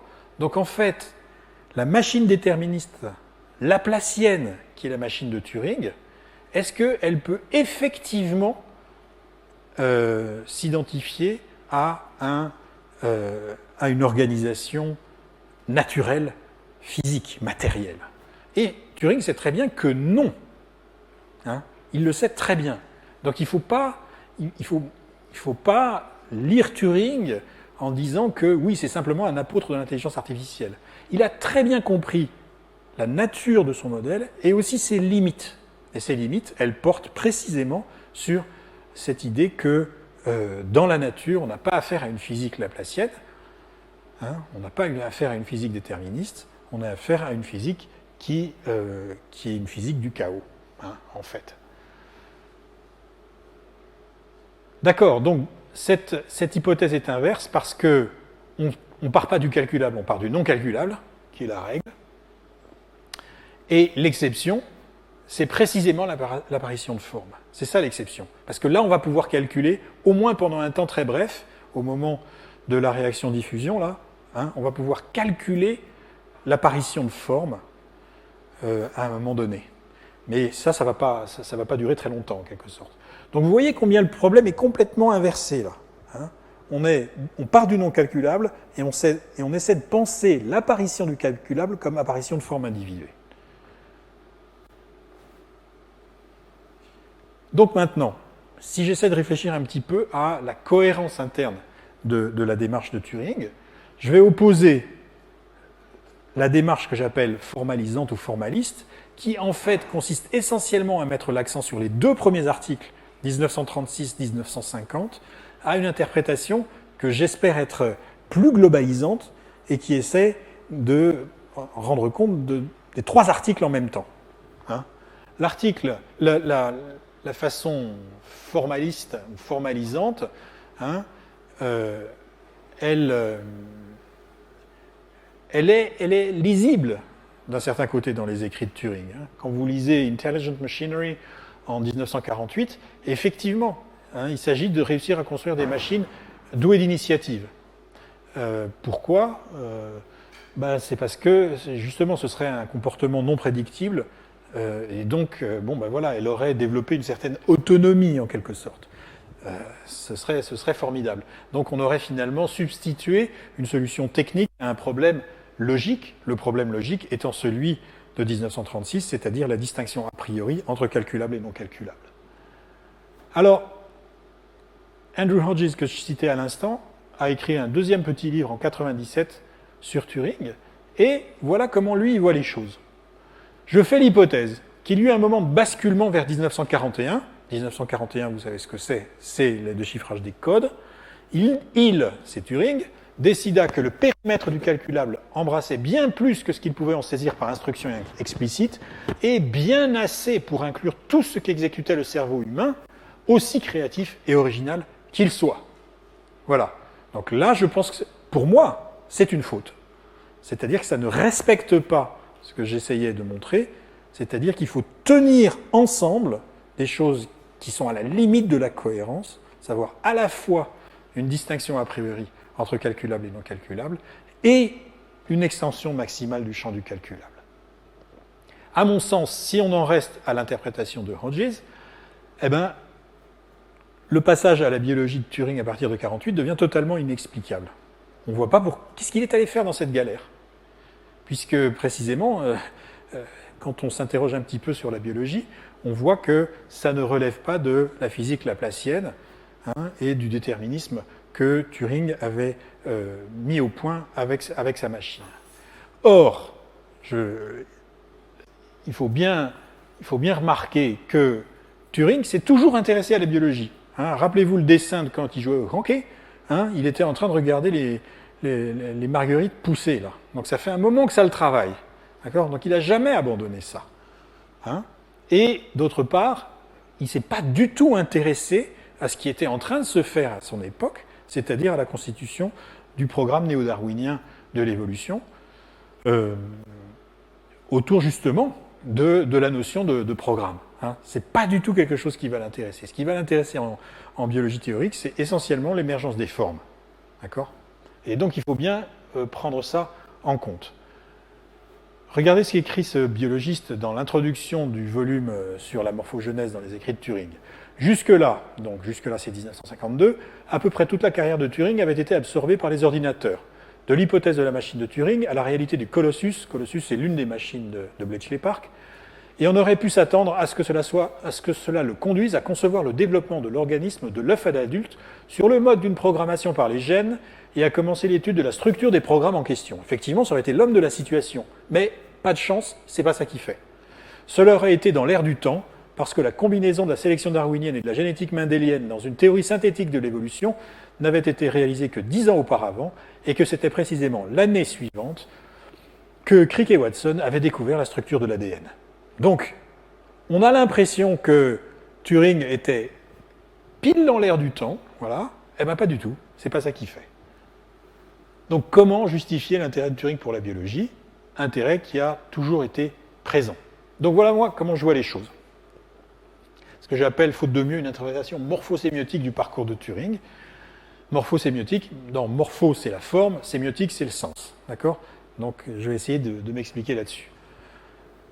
Alors, premièrement, je fais remarquer que le point de vue formaliste, celui du programme de Hilbert, repris par Turing en 1936, c'est un programme qui porte essentiellement sur des signes alphabétiques. Vous avez des signes qui permettent de décrire des déductions. Ces signes, chez Hilbert, sont absolument sans sens. Le sens viendra après. Il s'agit donc simplement d'observer la façon dont ces signes peuvent être appariés, en quelque sorte. Rien d'autre. On laisse complètement de côté le sens et on s'en tient à la pure cohérence interne de l'appariement de ces signes. Pourquoi Hilbert faisait ça ? Parce que on avait eu de très gros problèmes avec l'apparition des géométries non euclidiennes, l'apparition du transfini cantorien. On avait toujours peur qu'en mélangeant le signe et le sens, donc on tombe dans des paradoxes. Donc il avait cassé complètement les deux faces du signe. Il avait laissé de côté tout ce qui avait trait au sens, en gros tout ce qui avait trait à la géométrie, et il voulait conserver que l'appariement des signes et les déductions logiques parfaitement cohérentes qu'on pouvait en faire. Donc ça, c'est le programme formaliste. Et je pense que c'est finalement ça que Andrew Hodges a dans la tête, c'est-à-dire qu'il en reste à une interprétation formaliste de la façon de voir les choses, c'est-à-dire on a un programme, on se donne des lettres et on les combine. Bon, seulement dans la nature, il n'y a pas de raison de concevoir la nature sous la forme de lettres. C'est la vieille hypothèse atomiste, je vous rappelle. Donc, dans l'atomisme antique, Aristote se moquait déjà des atomistes qui disaient « haha, les atomes, c'est comme les lettres de l'alphabet ». Bon, il se trouve que dans la nature, il faut réussir à voir comment la nature réussit à produire des formes sans qu'on ait affaire à une un alphabet qui serait donné dans la nature. Il n'y a pas d'alphabet dans la nature. Hein. L'alphabet, c'est une production culturelle. Bon. Donc, comment réussir à envisager l'apparition d'une forme comme signifiante en elle-même, hein? Voilà, c'est ça la grande difficulté. Donc maintenant, on arrive à peu près à comprendre comment fonctionne cette cohérence interne de l'œuvre de Turing. En 1936, hein, on a des signes à la Hilbert, donc qui sont réduits à un système de marques sans signification qu'on essaie de faire jouer entre eux. En 1950, on se pose la question des signes linguistiques. Vous interrogez votre ordinateur quand vous êtes l'interrogateur du jeu, hein, vous l'interrogez dans une langue naturelle, hein, et finalement, ces signes linguistiques, ils sont retranscrits par écrit. Hein, Turing le dit. Il ne s'agit pas que vous voyez la machine, parce que sinon, ça y est, évidemment, vous voyez que c'est un ordinateur et pas un humain. D'accord ? Donc vous êtes encore dans de l'alphabet écrit. Bon. Et puis en 1952, non, alors, il y a autre chose. Hein. Vous avez des gestalts, des formes, disons, qui sont signifiantes, hein, qui se produisent, mais elles se font sans signe institué, directement dans la nature. Donc, voilà, à mon avis, la cohérence du parcours, hein, une réflexion très profonde sur la nature de l'alphabet, hein, l'alphabet étant quelque chose qui est virtuellement mécanisable, au moins un certain nombre d'entre eux, comme les alphabets que nous manipulons, hein, voir les limites de ce modèle, hein, voir jusqu'où on peut pousser le déterminisme, hein, et puis rompre avec ça, hein, se passer de signes institués et voir comment penser les formes quand même. Alors, je donne juste une petite remarque ici, qui, moi, m'a beaucoup fait réfléchir. Dans son article de 50, comme il fait toujours, c'est ça d'être génial, il y a une espèce d'incise, vous voyez, il y a même ici des parenthèses. Mécanisme et écriture sont de notre point de vue presque synonymes. Débrouille-toi avec ça, lecteur, je n'en dirai pas plus. Bon, mais voilà, mécanisme et écriture sont pour nous presque synonymes. C'est-à-dire, la machine, c'est finalement une conséquence de l'écriture, je rajoute alphabétique. Hein, bon. Maintenant, est-ce que cette machine, on peut effectivement l'étendre à ce qui se passe physiquement dans la nature? Et Turing, lui, il pense que non. Et il est en bonne compagnie pour ça. Par exemple, dans un autre texte célèbre de la même époque de von Neumann, qui s'appelle L'ordinateur et le cerveau, oui, c'est ça, l'ordinateur et le cerveau, von Neumann finit là-dessus en disant « Mais finalement, notre mathématique et notre logique digitale et la façon dont on a d'utiliser les ordinateurs pour essayer de comprendre le cerveau, est-ce que c'est les bonnes mathématiques ? Est-ce qu'il ne nous faut pas inventer d'autres choses ? Puisque, visiblement, il n'y a pas d'alphabet, là, on a affaire à des formes. » Donc, en 1936, on a affaire à des procédures explicites du déterminisme mécaniste, hein, laplacien dit Turing, hein, c'est ce que je disais, l'alphabet formel hilbertien. Bon, ça se réduit à de la reconnaissance de forme. Vous avez une clé, vous avez une serrure, mais vous voulez savoir si ça rentre ou pas dedans. C'est absolument ce que fait la machine de Turing. Hein. Elle reconnaît non pas des signes, parce que si elle reconnaissait des signes, elle reconnaîtrait du sens. Elle ne fait pas ça. Elle reconnaît simplement la forme. Est-ce qu'il y a quelque chose ? Est-ce que c'est 0 ? Est-ce que c'est 1 ? C'est tout. D'accord ? Et évidemment, ça n'a pas d'interprétation. Bon, c'est la même chose en 50, à mon avis. Hein. Réussir à faire en sorte que l'ordinateur et l'humain deviennent méconnaissables exige d'en passer par un surcroît de programmation, c'est ce qu'on avait vu, hein, alors que dans le cas des formes naturelles, ce n'est pas le cas, puisque l'apparition de cette forme ne relève pas de l'écriture. D'accord ? Si vous prenez, je ne sais pas, un exemple fameux de Stephen Jay Gould, hein, qui dit que oui, la mâchoire d'un reptile devient oreille interne d'un oiseau 250 millions d'années plus tard. Vous voyez qu'il y a une espèce de transformation totale de la forme, totalement imprévisible. Aucune anticipation de ça. Mais pourtant, c'est ça qui se produit dans la nature. Hein, vous pouvez pas, il n'y a aucun programme qui vous pourrait dire, dans 250 millions d'années, vous aurez une oreille interne. Hein, ça ne se fait pas comme ça dans la nature. Et pourtant, ça se fait. Donc il faut essayer de comprendre comment. Et c'est ça sur lequel Turing travaillait. Alors, bon, je vais passer sur le modèle de réaction diffusion, j'en ai déjà un peu parlé. Je vous donne juste la citation à laquelle je faisais allusion tout à l'heure, tirée du livre de von Neumann. Ça, c'est presque sa conclusion. Aussi, la forme extérieure de nos mathématiques n'est-elle absolument pas pertinente pour ce qui est d'évaluer la nature du langage mathématique ou logique vraiment utilisé par le système nerveux. Bon, alors, il est bien embêté, parce que est-ce que finalement, il y a un langage mathématique ou logique utilisé par le système nerveux? Est-ce que même il y en a un? Peut-être qu'on n'a pas le bon. Lui, il dit, on n'a pas le bon, on va trouver le bon. Mais est-ce qu'il y en a un, tout simplement? Rien n'est moins sûr. Donc, en tout cas, il faut faire des maths, et des maths autrement, en quelque sorte. Donc, Turing, exactement comme von Neumann, dans l'article de 50, dit « Le système nerveux n'est sûrement pas une machine à état discret. Une petite erreur dans l'information concernant la taille de l'impulsion nerveuse peut induire des changements majeurs. » D'accord? Donc, on voit bien que le problème, c'est toujours le problème du rapport entre l'esprit et le cerveau, ou entre le déterminisme laplacien logico-mathématique mécaniste, d'une part, et d'autre part, le substrat physique qui, lui, n'obéit pas à ce déterminisme. D'accord? Et comment réussir à articuler les deux. Donc vous voyez que le petit texte sur la nature de l'esprit, ça va avoir de sacrées conséquences à travers sa vie, puisqu'il va se reposer ces questions-là, autrement bien sûr, avec un énorme bagage mathématique, mais c'est quand même ces mêmes questions qui sont là.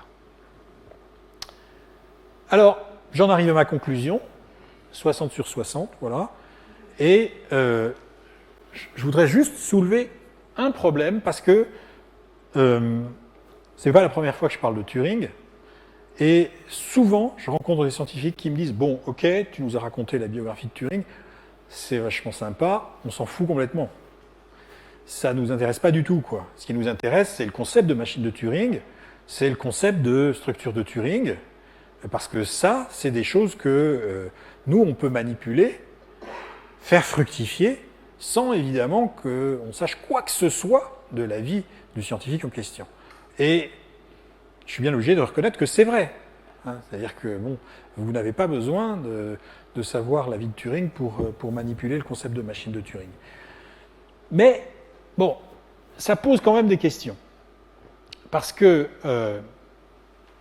je pense qu'on est aussi un peu face à une alternative qui, dans les deux cas, est fausse.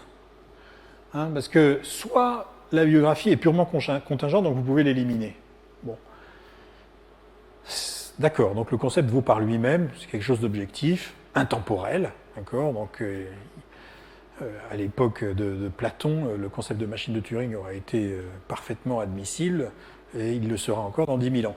Bon, oui, ok.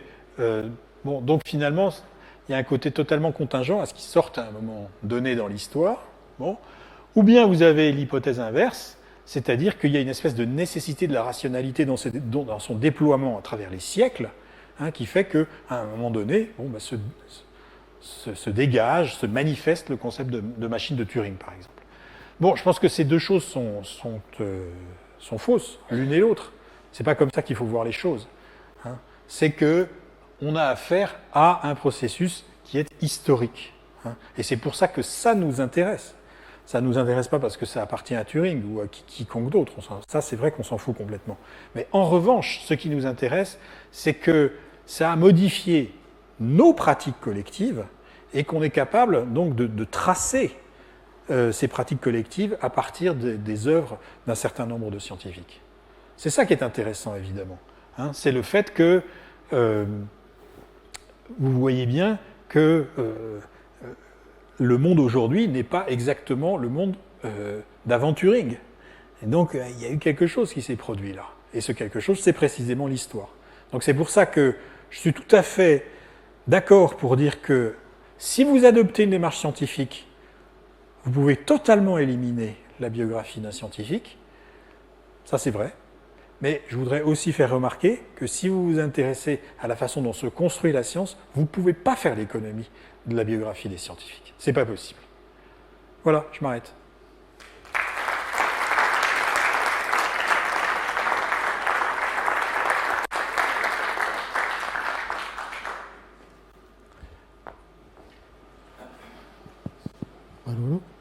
ça, si, Ça ouais, marche ça marche. Ouais. Ah oui, d'accord. Merci beaucoup. Je t'en prie. On a été un peu plus long que les autres rencontres de la connaissance. Apparemment, vous avez tenu le choc. Je pensais que c'est moi qui ai dit à Jean d'y aller parce que je pense que on n'aura pas l'occasion à Nice d'avoir une deuxième conférence sur le sujet. Il a une approche, vous avez vu, quand même assez complète et un peu différente de tout ce qu'on peut entendre. Et ça aurait été dommage qu'il n'aille pas jusqu'au bout de son propos. Merci, je pense qu'au point où on en est. Non. Peut-être qu'au point où on en est, si vous avez des questions courtes, parce que je crois que, en plus, on a un problème avec l'hôtel, parce qu'il y a les clés à récupérer avant 21h, donc ça va être très difficile.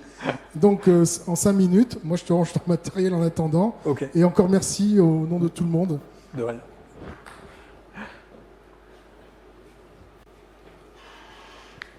Oui, c'est une anecdote. Vous avez une pomme croquée sur votre ordinateur. Ouais. Oui, j'ai une pomme croquée sur mon ordinateur, mais je ne peux pas répondre. Il y a effectivement beaucoup de bruit qui court, comme quoi ce serait la pomme de Turing. Je ne sais pas. Je n'en sais rien. En tout cas, l'histoire est belle, et donc évidemment, c'est devenu un mythe. C'est-à-dire que sûrement qu'Apple, si on posait la question, ou si on a posé la question à Steve Jobs, il aurait répondu « bah oui, évidemment, ça va de soi ». On comprend tellement que ça puisse faire un argument commercial. Donc je ne suis pas capable de répondre à la vérité de cette chose, mais j'aime bien le mythe. Il a répondu que non. Bon, tu vois, il a été honnête. Il a été honnête en plus.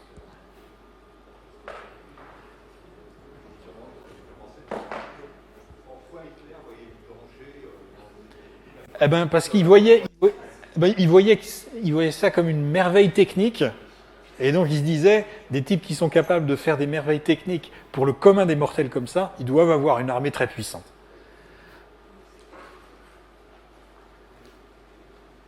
Ouais. Vous voulez ? Est-ce qu'il y a des biologistes qui se sont intéressés aux travaux de Turing ? Oui, il y a des biologistes qui se sont intéressés aux travaux de Turing, surtout à partir des années 70 en fait. C'est à partir de ce moment-là qu'on a retrouvé les travaux en question. Et oui, il y en a aujourd'hui beaucoup. Ouais. Ouais. Ouais.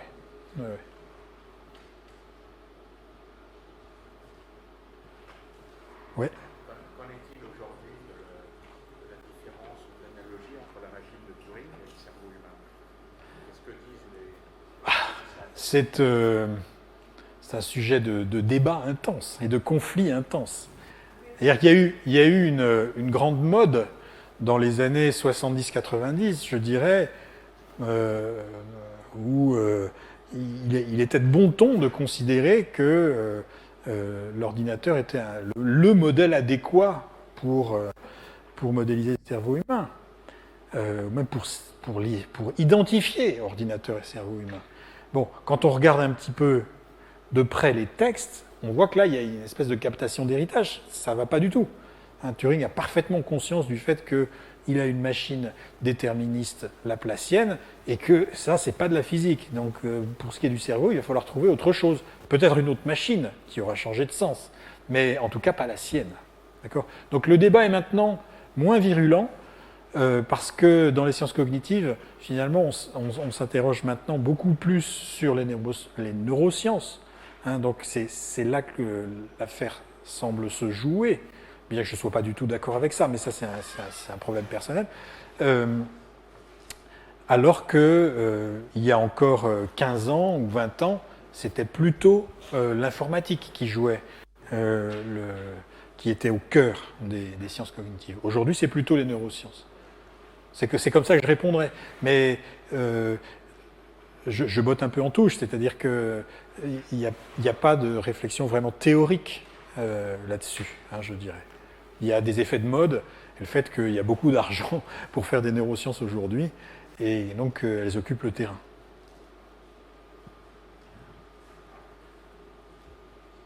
Est-ce qu'il a laissé une explication à son suicide? Non, il n'a pas laissé d'explication, et quelqu'un qui le connaissait bien disait qu'il avait fait en sorte que sa mère puisse considérer que c'était un accident. Ce qui est assez élégant, somme toute. puisque chez lui, il y avait plein de produits chimiques, il y avait une espèce de laboratoire amateur, et comme c'était un homme très distrait, sa mère a toujours pensé qu'il avait fait une erreur de manipulation, mais qu'il ne s'était pas lui-même suicidé.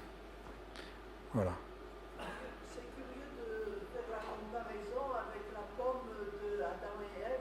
Ah, j'ai effectivement écrit quelque chose là-dessus. Je pense que ça va dans le même sens. Hein. Ça travaille le mythe autrement. Ouais, tout à fait. Oui. Penser que dans l'évolution, le fait qu'il s'intéresse à la biologie, c'est une évolution de sa pensée, et peut-être qu'il pensait que les ordinateurs ont leurs limites. Voilà, ouais, c'est ce que je pense. Voilà. Voilà, c'est-à-dire qu'il y a un problème dans le vivant qui exige que la façon dont il avait de poser le problème en 1936 ou en 1950 soit inversée. C'est-à-dire que le calculable et l'incalculable, ou le non calculable, ne jouent plus le même rôle. Et donc il se heurte à ça, et c'est la raison pour laquelle il s'intéresse à la biologie. À mon sens.